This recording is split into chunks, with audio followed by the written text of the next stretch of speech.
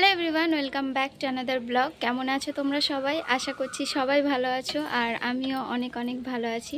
তো এখন প্রায় 11:45 মতো বাজে, দুপুর প্রায় হতেই যাচ্ছে, প্রচুর গরম।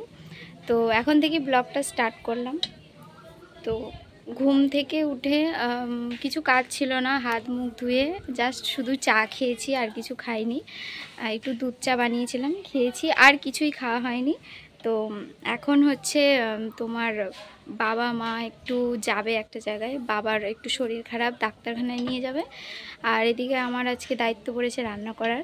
তো চলো, ভিডিওটা অবশ্যই তোমরা পুরোটা দেখবে, দেখতে থাকো ভিডিও।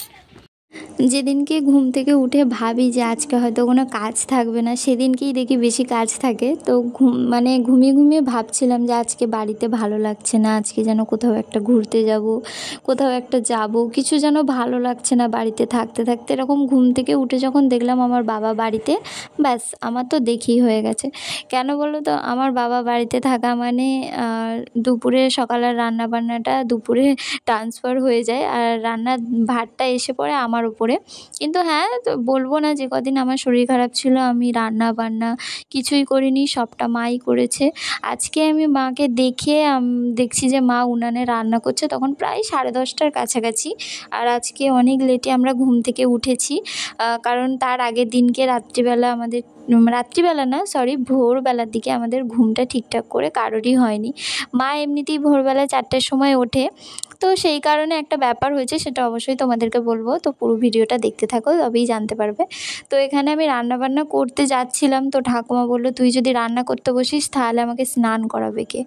যাই হোক, আমার বাবাকে তো বললাম যে আমার বাবা ডাক্তারখানায় যাবে, মা নিয়ে যাবে। তো মা আর বাবা অলরেডি, বাপি চলে গেল দেখতেই পেলে। ঠাকুমাকে স্নান করিয়ে দিয়েছি, বাড়িটা পুরো ফাঁকা ফাঁকা লাগছে। আর আমিও ঠাকুমাকে স্নান করানোর পর আমিও নিজে স্নান টান করে রেডি হয়ে নিয়েছি, কারণ দুপুরটা অনেক হয়ে যাচ্ছে, মানে কোথা দিয়ে যে টাইম কেটে যাচ্ছে সেটা বুঝতেই পারছি না। তার উপরে এত পরিমাণে গরম। তো ভাবলাম যে রান্না বান্না করার আগে, বসার আগে আমিও নিজের স্নানটা করে নিই, তারপরে দেখা যাবে। তো এটা ভেবেই ভালো মানে লাগছে যে আমাকে রান্নাটা করতে হবে। অনেক দিন রান্নাবান্না করিনি, জানি না কীরকম কী রান্নাবান্না করব।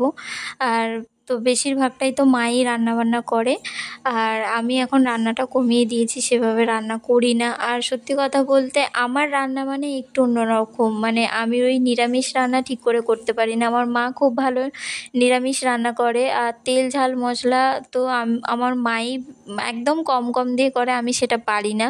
যাই হোক, এই বিগত কয়েকদিন ধরে নিরামিষেরই মতন খাওয়া হচ্ছে, মাছ মাংস খাওয়া মানে খাই না বললে চলাটা ভুল, খাই, খুব কম খাই। তো এখানে আমিও না স্নান করে নিয়েছিলাম, স্নান টান করে রেডি হয়ে নিয়েছি। ঠাকুমা এখানে বসে আছে, ঠাকুমাকে স্নান করিয়ে দিয়েছি তাড়াতাড়ি বলে। আমি বারবার করে জিজ্ঞাসা করছি যে তোমার কি কিছু খিদে পাচ্ছে, কিছু দেবো খেতে? বলছে না না, কিছু খাবো না, রান্না হয়ে গেলে একবারে খাবো। আর ঠাকুমার শরীরটাও ভালো নেই, খেতে চাইছে না। যাই হোক, তো আমি যেটা বলছিলাম, কালকে মানে আজকে ভোরবেলায় ঘটনা যেটা হয়েছে, ঠাকুমার ভোরের দিকে শরীরটা একটু খারাপ হয়ে গিয়েছিল। তো বাপি উঠে পড়েছে সবার প্রথমে, উঠে মানে বাপি একটু নিচেতে থাকে, ঘরের নিচেটাতে বাপি থাকে। তো বাপি কী করেছে, উঠে ঘরের আলো জ্বালিয়েছে। এটা স্বাভাবিক যে একটা মানুষের শরীরটা খারাপ হয়েছে, তো উঠে তো সবার আগেই আলোটা জ্বালাবে। তখনও অন্ধকার, ভোর 4টে মানে তখনও অন্ধকার রয়েছে। তো বাপি আলোটা জ্বালিয়েছে। আর আমাদের বাড়ির পিছনে না একটা মৌমাছির চাক হয়েছে, সেটা রোজ সন্ধে হলে যখনই ঘরের বাইরের আলো জ্বালাবো না, মৌমাছিগুলো ওই লাইটের কাছে চলে আসে। ঠিক তাই হয়েছে, আলোগুলো জ্বালাতেই না সমস্ত মৌমাছি এসে পুরো ঘরটা ভর্তি হয়ে গেছে। আমরা সবাই তো মশারি খাটিয়েই শুই, তো মশারির মধ্যে সব একদম পুরো ভর্তি হয়ে গেছে। এবার লাস্ট মোমেন্টে কী হয়েছে, আমার বাবাকে পায়ে কামড়িয়ে দিয়েছে। এবার আমার বাবা তখন মানে এত জোরে চেঁচিয়ে উঠেছে না, আমরা সবাই উঠে পড়েছি ঘুম থেকে। তো কী হলো, তারপরে আমার মা বেরাতে গেছে, আমার মায়ের পায়েতেও 3টে কামড়ে দিয়েছে। এবার মা উ করছে এরকম। তারপর আমাদের আর ঘুম থাকে চোখে, আমরা তো সবাই উঠে পড়েছি, উঠে বসে আছি। তারপরে ঠাকুমাকে দেখছিলাম, দেখতে দেখতে তারপরে সব ঠিকঠাক হতে আমরা সবাই ঘুমিয়েছি। ওই ভোরে ওই তখন 5টে 5:30 বাজে, কি করতে করতে তারপরে আবার ঘুমিয়ে পড়েছি। তো বেলা হয়ে গিয়েছিল অনেকটা, যার কারণে মানে ঘুমটা কারোরই ঠিকঠাকভাবে হয়নি। তো সকালবেলা উঠেই দেখলাম বাবারও শরীরটা ভালো নেই, অনেক দিন ধরেই বাপির শরীরটা খারাপ যাচ্ছিল। তো অনেক দিন ধরেই মা বাপিকে বলছে যে তুমি ডাক্তারখানায় যাও, ডাক্তার দেখাও, তোমার শরীরটা ঠিক না। আসলে কি বলতো, আমার বাবা না মানে কি ঠাকুর ভক্ত এক, তার উপরে নিরামিষটা খাওয়া স্টার্ট করেছে, মানে শরীরের মধ্যে সেইভাবে খাওয়া, ঘুম, তার উপরে মাথা ভর্তি টেনশন। এই সমস্ত কিছু চললে কোনো মানুষের শরীর ঠিক থাকে? অবশ্যই ঠিক থাকে না। আর আমরা বলি যে তুমি এত টেনশন করবে না, এত কিছু করবে না, কেন এত চাপ নিচ্ছ, আমরা তো সবাই আছি, অনেক বোঝাই কিন্তু বোঝে না, এটাই সমস্যা। তো বাপির শরীরটা ভালো নেই বলে মা বললো তোর বাবা তো বেশি আর বাপিও না মানে একটু বোকার মতন, বেশি বলতে জানে না কারোর সাথে। মানে আমরা কি হয়, আমরা তবুও ডাক্তারকে সমস্ত বিষয়টা খুলে বলি, বাপি না সেভাবে বলতে পারে না যে কি বলবো কি বলবো। এই না যে কারোর সাথে কথা বলতে পারে না, কি কথা বলতে হয় কার সামনে সেটা না, কিন্তু একটু মতন আছে। তাই মা বললো যে আমিও সাথে যাব। আর মায়েরও শরীরটা খারাপ, মা ভাবলো যে আমি তোর বাবাকে নিয়ে গেলে আমারও শরীরটা একটু দেখানো হয়ে যাবে। তাই ভাবলাম তোমরা যাও। তো মা আর বাপি ওখানে গেছে। তো আমি ঠাকুমাকে স্নান টান করিয়ে দিয়ে আমি এখানে রান্না করতে বসে পড়েছি, কারণ প্রায় 12টার মতো বেজে গিয়েছিল তখনই।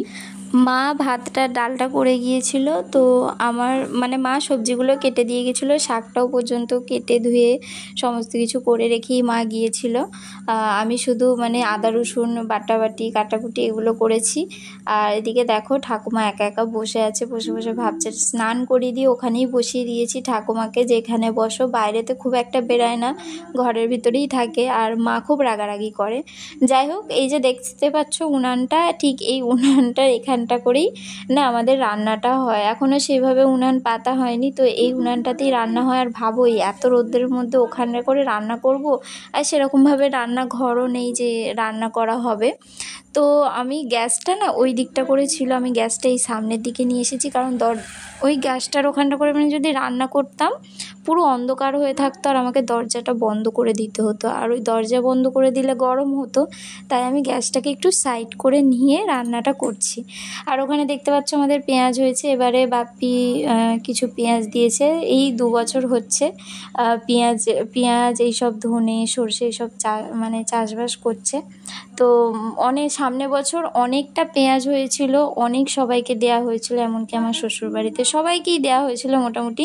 কিন্তু এবছর এমন পরিস্থিতি হয়ে গেছে না, এবছর আমাদের ঘরটাও ঠিক টাইমে এসেছে, আমাদের ঘর হচ্ছে, তারপরে আমার ঠাকুমার শরীর খারাপ, আমার অপারেশন হলো, যার কারণে সেই সময় দেওয়া হয়নি, মানে পেঁয়াজগুলোর দিকে অতটা ধ্যান দেওয়া হয়নি। সার টার জলও মানে পেতো, সেগুলো পায়নি। পেঁয়াজগুলো এবারে ছোট ছোট হয়েছে, খুব অল্পই এবছর দিয়েছে।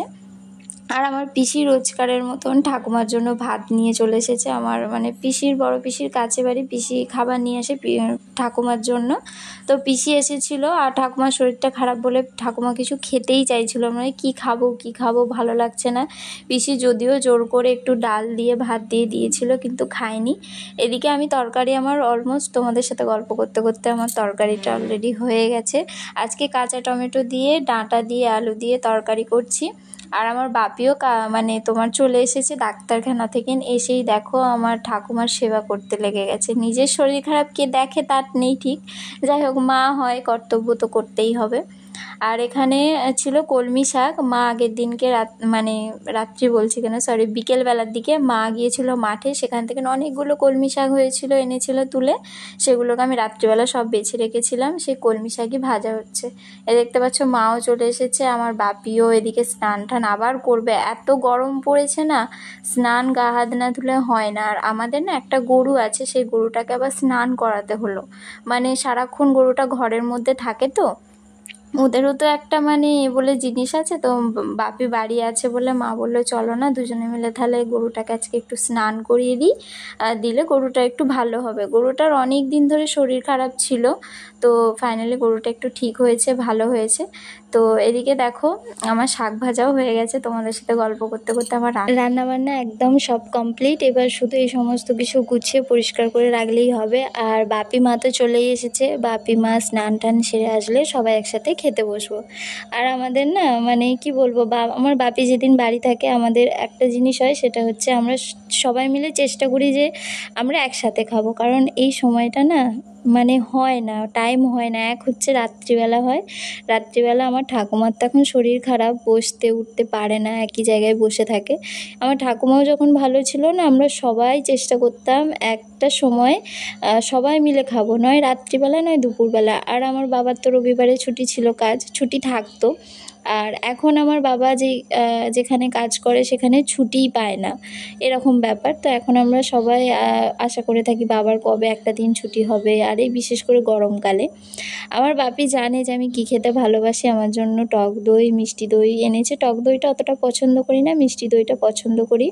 শশা সমস্ত কিছু কুচিয়ে রেডি করে রেখেছি, যে বাপি এলে আমরা সবাই একসাথে খাওয়া দাওয়া করতে বসবো। সমস্ত কেটে কুটে রেখে এই ভাত বেড়ে খেতে সকলে মিলে খেতে বসে গেছি। আর এখানে পিসি চিংড়ি মাছের টক দিয়েছিল, আজকে খাবারে অনেক কিছু ছিল, খুব টেস্টি টেস্টি রান্না হয়েছিল। যাই হোক বন্ধুরা, ভিডিওটা আজকে এখানেই শেষ করছি। ভিডিওটা অনেক বড় হয়ে যাচ্ছে, ভিডিওটা কেমন লাগলো জানিও। যারা যারা আমার চ্যানেলে নতুন তাদেরকে অবশ্যই বলবো আমার চ্যানেলটা সাবস্ক্রাইব করে বেল আইকন প্রেস করে রাখতে, যাতে নোটিফিকেশান তোমাদের কাছে যায়। আজকের মতো এখানেই শেষ করছি, কেমন লাগলো জানিও। দেখা হবে নেক্সট আরেকটি ব্লগে। টাটা।